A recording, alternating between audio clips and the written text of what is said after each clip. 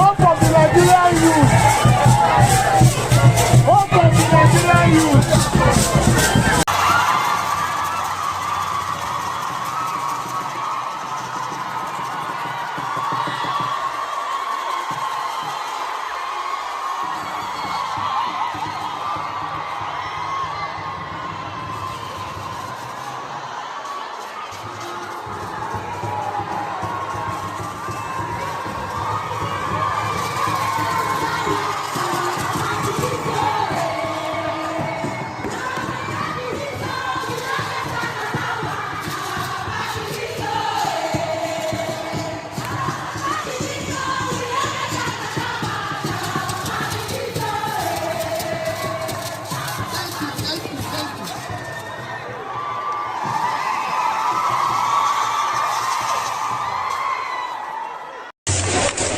Politicians spend too much time talking about politics while leaving the Nigerian children, the Nigerian people to suffer.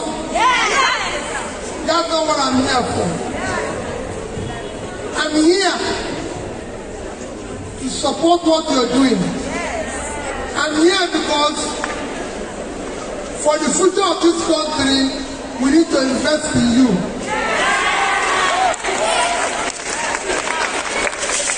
I support across Nigeria. I support over 60 School of Nursing Sciences.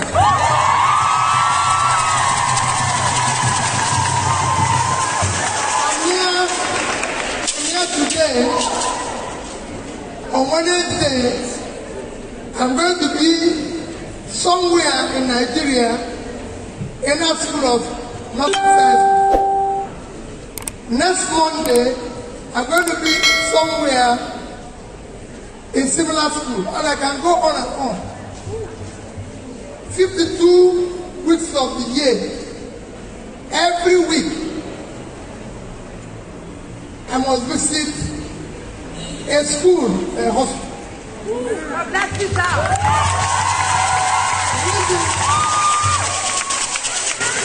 The reason is not because of politics.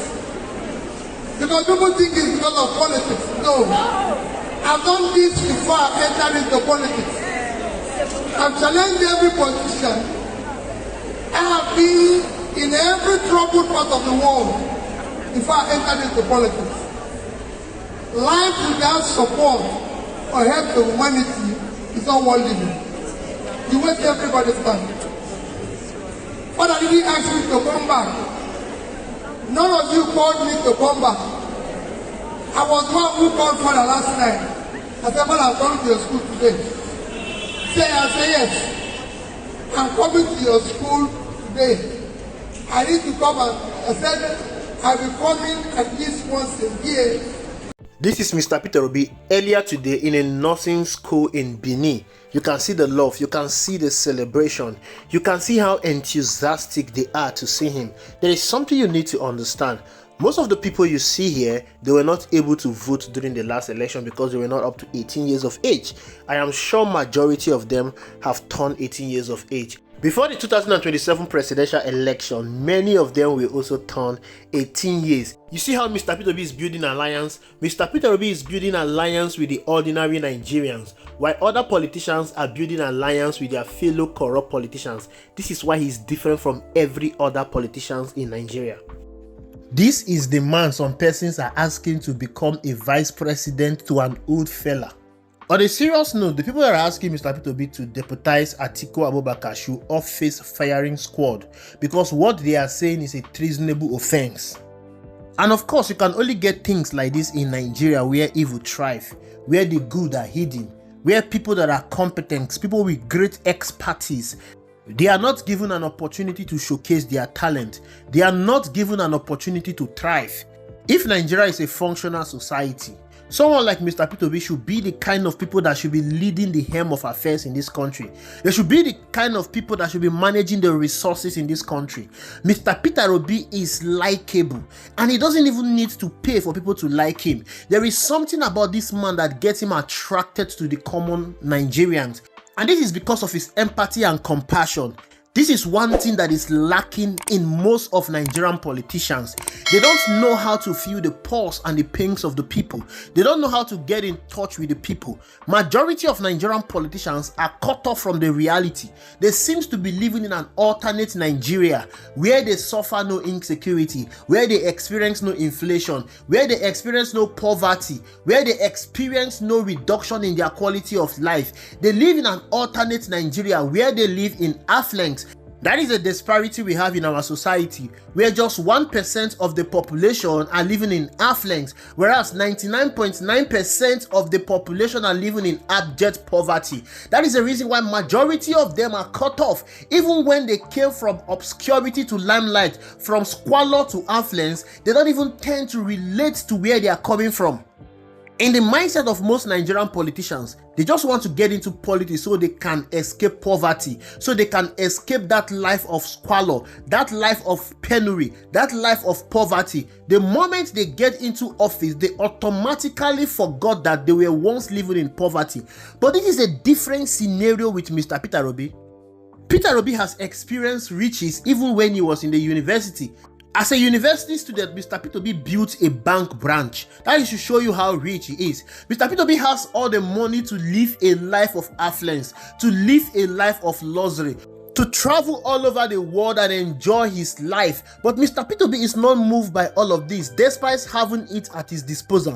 Mr. Peter Obi is still in touch with the reality of things. And the reality of things is that Nigeria is a poverty country. Nigeria is a poverty capital of the world. 99.9% of Nigerians are living in abject poverty. That is the reason why he is so connected to the people. And that is the reason why he receives so much love wherever he goes. Look at the kind of love that Mr. Peter Obi received in Benin City, where he went to donate to a nursing school. This has been his modus operandi. Even before getting into politics, Mr. Peter Obi has always been donating to institutions that are impacting life. Ever since the last election was done and dusted, Mr. Peter Obi has been going around the country donating to schools and hospitals, donating to IDPs, helping to alleviate the pains of the people. Mr. Peter Obi sees himself as a leader. When you are a leader, you don't abandon your people in a time of crisis, in a time of distress. You identify with their pains. Identifying with their pain alone will give them hope. This is what most Nigerian politicians lack. They abandon the people when they are in distress. They only go to the people when they need vote from them. That's the reason why Mr. Peter Obi is different from them. That is the reason why Mr. Peter Obi receives so much love. That is the reason why in 2023, when he contested the presidential election, it was a people-centric driven campaign. The people were actively involved in his campaign. They used their personal resources to campaign for Mr. Peter Obi. I mean, we are talking of an election that most Nigerian politicians will have to spend billions of stolen funds in order to execute that election. But you see the people using their own personal resources to campaign for Mr. Peter Obi. They use their personal resources to mobilize voters for him. This is something you cannot get in Nigeria. But Mr. Peter Obi is getting it free of charge because he identifies with the plight of the people. If Mr. Peter Obi, a private citizen, can be going around touching the life of ordinary Nigerians in this marvelous way, what then make you think he will not do exceedingly well when he has that executive power?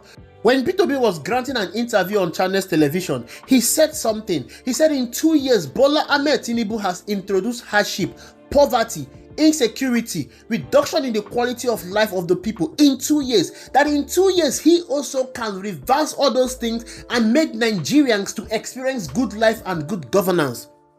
Peter Obi believes he can be able to do all of this because he's a people-centric leader.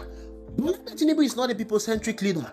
Bola Tinubu does not care about the plight of the people. He doesn't care about the pains of the people. If he cares about the pains of the people, Every of his policies will be geared towards ameliorating the pains of the people. But no, his policies are adding more miseries and pains on the people. Mr. Peter Obi will not do any of that. For instance, the removal of fuel subsidy. Bola Ahmed Tinubu is saying that Mr. Peter Obi and other presidential candidates said they will remove fuel subsidy. Mr. Peter Obi said, definitely I will remove fuel subsidy, but I will remove it in batches. And I will invest the money that was gotten from the removal of fuel subsidies into key critical areas like education, healthcare, pulling people out of poverty, and security. Investing in these key critical infrastructures will help to bring dividends to the people. It will affect the life of the people directly. Imagine learning in a conducive environment. Imagine having good medical health care. Imagine being secured in your own land. Imagine operating in a conducive business environment. These are what Mr. Peter Obi said he would do to make the life of the people better. Bola Ahmed Tinubu has removed the fuel subsidy, but yet school fees is exorbitantly high. The people cannot even access medical health care. Insecurity is worse. Millions of people have been thrown into poverty ever since he became the president. Food inflation has skyrocketed. Where exactly has the money recovered from the fuel subsidy gone into? Rather, he has used 150 billion to buy a presidential jet. He doesn't care about the people. Mr. Peter Obi will not buy a presidential jet when the people are hungry. Mr. Peter Obi will not buy a presidential jet when there is insecurity in the land. Mr. Peter Obi will not buy a presidential jet when we have 20 million out of school children and Nigerians cannot access good medical facilities. That is the difference between Mr. Peter Obi and other Nigerian politicians. Now we have an election coming forward in 2027 and they are telling Mr. Peter Obi that is way above every other politician in this country, a people-centric leader, someone that has a nationwide appeal, someone that is loved by the people, to deputize Atiku Abubakar, who has been nowhere to be found, who has been in Dubai resting ever since the last election was conducted, who has not even impacted the life of the people. What exactly will Atiku Abubakar do differently if he becomes the president? Look at his life, look at his legacy. What has he done to impact the life of the people? What has he done to transform the society he's living in? Is it when he becomes the president that he will do all of this thing? Absolutely not.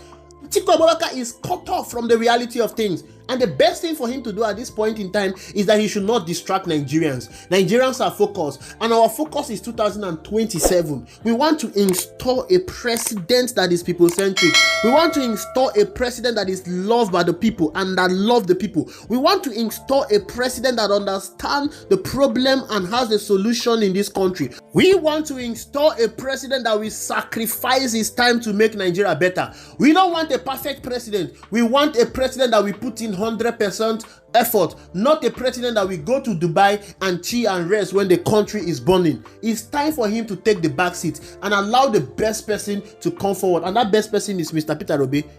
Thank you for watching. I will see you in the next video.